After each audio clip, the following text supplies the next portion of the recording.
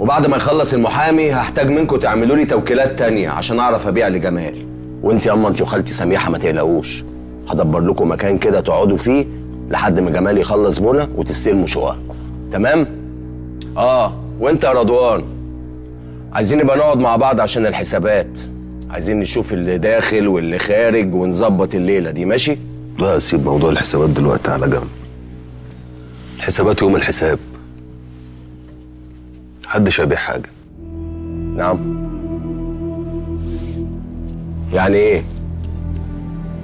هتمشي كلامك علينا كلنا بالصلاه على النبي كده؟ عادي؟ محدش يعرف يعمل حاجه. ابوك الله يرحمه كاتب لي كل حاجه بيع وشراء. ازاي يعني؟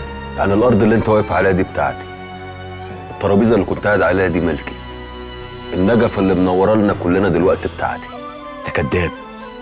ده اللي انت بتتمناه. يعني فضلت لابد لابونا في الدره لحد ما خليته يكتب لك كل حاجه؟ ايه كلتنا يعني؟ اخوك وكلكم.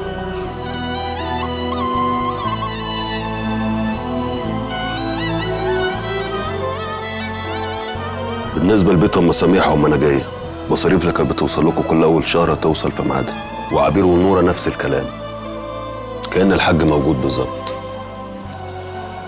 ما شاء الله، واقف وفارد طولك وعامل لي فيها الكبير، وهتعمل ايه لمعرفش مين، وهتدي ايه؟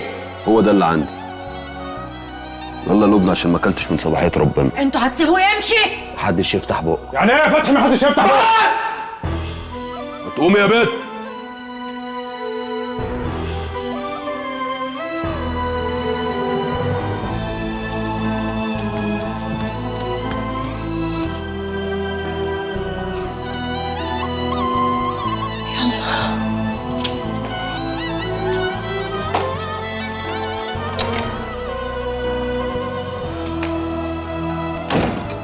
انا مش هسيب حقي، هاخده لو من جوه عينيه.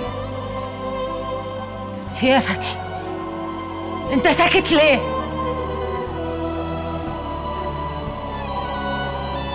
الواد ده كداب، اكيد كل اللي بيقوله كذب، عشان دي لو حقيقه تبقى مصيبه. وهنعرف منين اذا كانت حقيقه ولا لا؟ لا هعرف، وعرش ربنا لا اعرف. وكذاب او مش كذاب، انت اللي جبته لنفسك يا رضوان، انت اللي جبته لنفسك.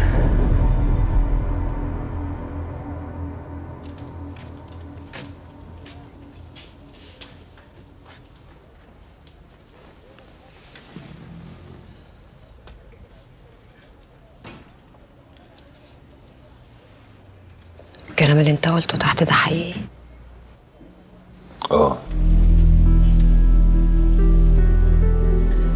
اخواتك مش هيسكتوا، دول هيولعوا الدنيا حتى لو كانوا وحشين، ده حقهم. هيفضلوا شايفين ان انت كلته. ده انت لو حلفت على المصحف ان دي كانت رغبة الحاج برضه مش هيصدقوك. مش عايز اتكلم في الموضوع ده دلوقتي يا لبنى. ابوس ايدك انت عشان خاطري ما تقفلش الموضوع ده دلوقتي. احنا الحمد لله الحمد لله مش ناقصنا حاجه، وانا عارفاك يا اخويا طول عمرك لا كنت طماع ولا كنت اناني.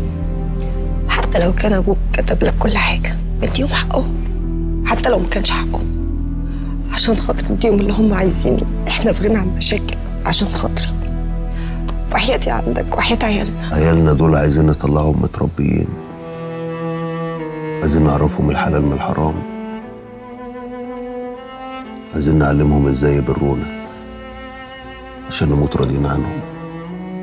عايزين لما نقابل وجه كريم نبقى سايبين في الدنيا عيال بتحب بعض وفي ظهر بعض.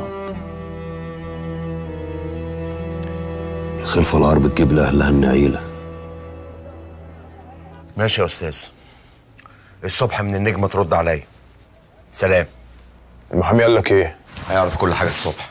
انا مش قادر استنى للصبح يا فتحي، نطلع نخبط عليه ونقول له لو كلامك صح ورينا العقود. ما تستنى يا ياسر لحد الصبح زي المحامي ما قال لفتحي، بدل ما تبقى خناقه في نصاص الليالي. طب يا جماعه انا عندي حاجه. قول يا عادل حبيبي، قول. شايف ايه؟ انا مش فارق لي موضوع الورث ده بصراحه، فيعني شوفوا دنيتكم كده وبقولوا لي على بكره الصبح، عشان انا لازم امشي عشان بسقط بصراحه. بتسقط؟ اتصرف. وانا اللي كنت فاكرك هتقول حاجه عليها القيمه. بس الغلط مش عليك يا ابني والله. الغلط عليا انا ان انا مستني اسمع حاجه مهمه من واحد شمام زيك. غور يالا في ده يالا. يلا يا عم امشي. احرق دمي.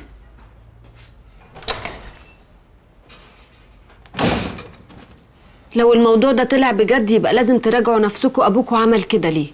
انتوا كنتوا بتعاملوه وحش ورضوان لا. انتوا كنتوا جاحدين عليه. انتوا السبب في اللي حصل على فكرة. ده لا وقته ولا زمانه ولا مكانه. احنا كلنا هنا هننفجر، فبلاش الانفجارة تطلع فيكي. وعشان ترتاحي كل اللي انت بتقوليه ده كله غلط. عشان لو ابونا عمل كده فعلا وطلع كلام رضوان صح، يبقى ده من زن ابن فاطمة عليه. عمل له غسيل مخ عشان يقشطنا بتاع ادوكوا.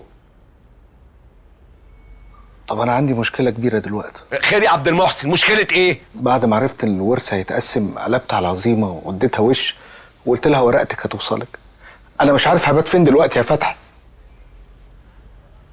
يعني احنا مشاكل اللي خلفونا خلصت خلاص وفاضيين دلوقتي عشان نحل مشكلة الرعاشة؟ ما تغور يا عم تتهدم تبات في اي حتة. لا اله الا الله. ده بتقول لي تعالى بات عدي يا اخويا. ليه يا اخويا وانا بنسيون؟ ما تروح تبات في البقالة. يلا يا عم.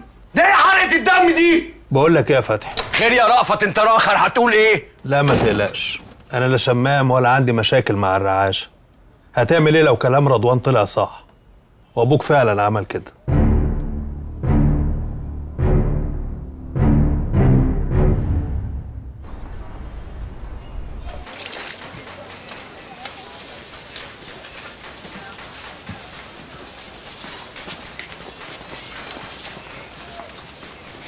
صباح الخير يا رضوان. صباح العسل.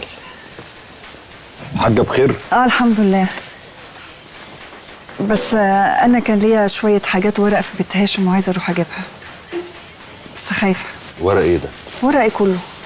وانا بصراحه ابتديت ادور على شغل واكيد هحتاج ورقي، بس انت عارف هاشم بتاع مشاكل، فقلت اعدي عليك اتقل عليك واخدك معايا. طب يعني ما ينفعش نطلع بدل فايدة على الورق ده واحنا في غنى عن المشاكل؟ ما انا برضو ليا حاجات كتير عنده لازم اجيبها، فكده كده لازم اروح. قلت بالمره اجيب كل الورق، دي بطاقتي وشهاده ميلادي والتخرج وكل حاجه، ورقي كله يا رضوان. خلاص يا ستي، شوف عايزه تروحي امتى وانا اجي معاكي. بس ما ينفعش نروح كده، احنا لازم ناخد معانا كذا حد، ده هاشم بتاع مشاكل. واحنا مش عايزين مشاكل، احنا نروح نطلب الحاجه بتاعتنا بكل ود واحترام وناخدها ونمشي. طب لو تشكل معانا؟ هنعمل ايه بقى؟ نرضى بالامر الواقع، نتكل علقه محترمه ونروح على طول. انا بتكلم بجد. خليها على الله. شوف عايزه تروحي امتى وانا جاهز. تسلم يا رضوان، والله تعبينك معانا انا وامي. ما تقوليش كده، وبعدين انت عارفه غلاوتك عندي قد ايه، وغلاوه حماده والحاجه. تسلم لي. شويه كده هعدي عليك عشان نروح. وانا في انتظارك. سلام.